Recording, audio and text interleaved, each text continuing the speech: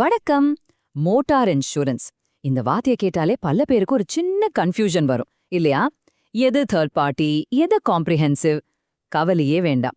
இன்னைக்கு இந்த எல்லா குழப்பத்தையும் ஓரங்கட்டிட்டு உங்க வண்டியையும் உங்க பணத்தையும் எப்படி பாதுகாப்பா வச்சுக்கிறதுன்னு ரொம்ப சிம்பிளா பார்க்கலாம் வாங்க. ஒக்க நிமிஷம், இந்த கேள்வியை கொஞ்சம் யோசிச்சு பாருங்க. சட்டுன்னு ஒரு பதில் வரலையா? அப்படின்னா நீங்க சரியான இடத்துக்கு தான் வந்திருக்கீங்க.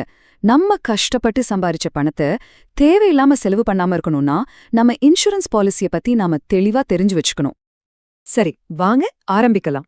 முதல்ல ஒவ்வொரு வண்டி ஓட்டுறவங்களும் கண்டிப்பா தெரிஞ்சுக்க வேண்டிய பேசிக்ஸ், அதாவது அஸ்திவாரத்தை பத்தி பார்க்கலாம். இது சரியா புரிஞ்சிருச்சுன்னா மத்த எல்லாமே ரொம்ப ஈஸி. ரொம்ப சிம்பிளா சொல்லணும்னா, மோட்டார் இன்சூரன்ஸ்ங்கிறது உங்களுக்கும் இன்சூரன்ஸ் கம்பெனிக்கும் நடுவுல இருக்கிற ஒரு அக்ரிமெண்ட்.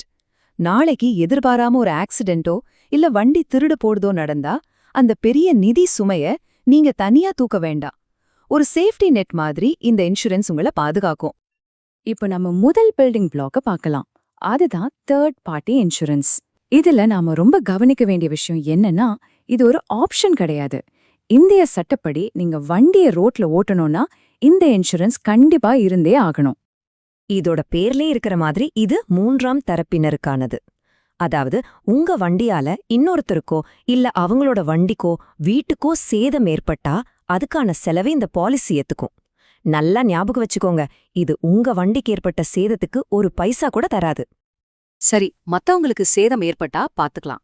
ஆனா நம்ம வண்டிக்கு ஏதாவது ஆச்சுன்னா என்ன பண்றது? அதுக்கு எப்படி பாதுகாப்பு தர்றது? வாங்க அத பத்தி இப்ப பார்க்கலாம். இதுக்கு பேரு தான் ஓம் டேமேஜ் இன்சூரன்ஸ். இதுதான் உங்க வண்டிக்கான உண்மையான ஹீரோ.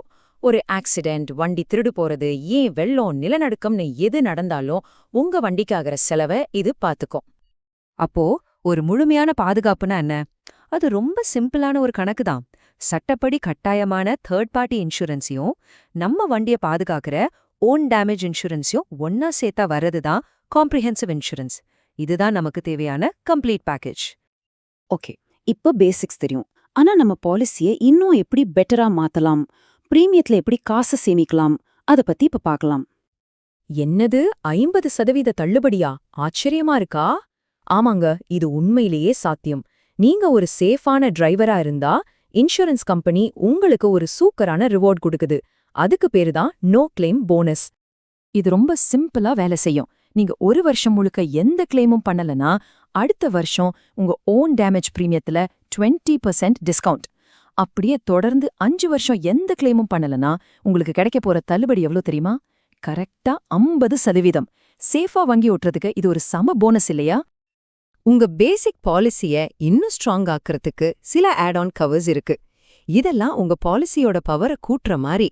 உதாரணத்துக்கு ஜீரோ டெப்ரிசியேஷன், ரோட்ல வண்டி நின்னுட்டா உதவுற road side assistance, engine protection, இப்படி நிறைய இருக்கு. இதுல ரொம்ப பாப்புலரான ஒன்னு மட்டும் இப்ப கொஞ்சம் டீட்டெயிலா பாப்போம். இந்த ஜீரோ டெப் கவர் ரொம்பவே யூஸ்ஃபுல்லான ஒரு ஆட் ஆன். சாதாரணமா ஒரு கிளைம் பண்ணும்போது உங்க வண்டியில மாற்ற பாகங்களோட தேய்மானத்தை, அதாவது டெப்ரிசியேஷனை கழிச்சிட்டு தான் மீதி பணத்தை கொடுப்பாங்க. ஆனா இந்த கவர் இருந்தா நீங்க உங்க கையிலிருந்து ₹1 கூட எக்ஸ்ட்ரா போட தேவையில்ல. புது பாகத்தோட முழு விலையும் இன்சூரன்ஸ் கம்பெனியே கொடுத்துடும். சரி, இன்சூரன்ஸ் பத்தியெல்லாம் பேசிட்டோம். ஒருவேளை நமக்கு ஒரு தேவைன்னு வந்துட்டா அதை எப்படி சரியா பயன்படுத்திக்கிறது? ஒரு கிளைம் ஃபைல் பண்றதுக்கான கரெக்டான ஸ்டெப்ஸ் என்னன்னு இப்ப பார்க்கலாம். ஒருவேளை ஆக்சிடென்ட் ஆயிடுச்சுன்னா முதல்ல பதட்டப்படாதீங்க. நீங்க செய்ய வேண்டிய முதல் வேலை உங்க இன்சூரன்ஸ் கம்பெனிக்கு உடனே ஃபோன் பண்ணி சொல்றதுதான். அதுக்கப்புறம் தேவையான டாக்குமெண்ட்ஸை ரெடியா வச்சுக்கிட்டு வண்டியை செக் பண்ண வர சர்வேயருக்கு கோஆப்ரேட் பண்ணா போதும். உங்க கிளைம் வேலை ரொம்ப ஸ்மூத்தா முடிஞ்சிடும். வண்டி திருடு போறதுங்கிறது ஒரு மோசமான விஷயம். அப்படி நடந்தா டைம் ரொம்ப ரொம்ப முக்கியம். ஒரு நிமிஷம் கூட தாமதிக்காம போலீஸ்ல எஃப்ஐஆர் ஃபைல் பண்ணணும். அடுத்த 48 மணி நேரத்துக்குள்ள இன்சூரன்ஸ் கம்பெனிக்கும் சொல்லிடணும். போலீஸ் வண்டியை கண்டுபிடிக்க முடியலன்னு சர்டிபிகேட் கொடுத்ததுக்கு அப்புறம் உங்க வண்டியோட அன்றைய மார்க்கெட் வேல்யூ, அதாவது ஐடிவி அடிப்படையில கிளைம் கிடைக்கும். ஒரு பாலிசிய வாங்குறதோட நம்ம வேலை முடிஞ்சு போறதில்ல. அதை எப்படி ஸ்மார்ட்டா மேனேஜ் பண்றது, எப்படி தேவையில்லாத செலவை குறைக்கிறதுன்னு பார்க்கலாம் வாங்க. நம்ம எல்லாருக்கும் இருக்கிற ஒரு பொதுவான கவலை இதுதான். ஏன் என் பிரீமியம் மட்டும் இவ்ளோ அதிகமா இருக்கு? இதை குறைக்கிறதுக்கு ஏதாவது வழி இருக்கா? கண்டிப்பா இருக்கு. சில சிம்பிளான வழிகள் இருக்கு. இதோ உங்களுக்கான 4 டிப்ஸ். உங்க நோ கிளைம் போனஸை மிஸ் பண்ணாதீங்க. ஒரு நல்ல ஆன்டி தெஃப்ட் டிவைஸ் போட்டா பிரீமியம் குறையும். தேவையில்லாத ஆட்-ஆன்ஸை எடுத்துருங்க. முக்கியமா உங்க வண்டியோட ஐடிவி, அதாவது இன்ஷூர்ட் டிக்ளேர்ட் வேல்யூவை கரெக்டா செட் பண்ணுங்க. ஒவ்வொரு வருஷமும் உங்க வண்டியோட மதிப்பு குறையும் போது ஐடிவியும் குறைச்சா பிரீமியமும் குறையும். இது ரொம்ப ரொம்ப முக்கியமான ஒரு விஷயம். தயவு செஞ்சு நோட் பண்ணிக்கோங்க. உங்க பாலிசி முடியறதுக்கு முன்னாடியே அதை ரினியூ பண்ணிடுங்க. ஒருவேளை 90 நாளைக்கு மேல லேட் பண்ணிட்டீங்கன்னா, நீங்க இத்தனை வருஷம் கஷ்டப்பட்டு சேமிச்ச அந்த 50% நோ கிளைம் போனஸ் கூட மொத்தமா 0 ஆகிடும். இது ஒரு பெரிய பண இழப்பு. சரி, இப்போ இன்சூரன்ஸ் பத்தின முக்கியமான விஷயங்கள் எல்லாமே உங்களுக்கு தெரியும். இப்போ நான் இந்த கேள்வியை உங்ககிட்டயே விடுறேன். உடனே போய் உங்க இன்சூரன்ஸ் பாலிசி எடுத்து பாருங்க.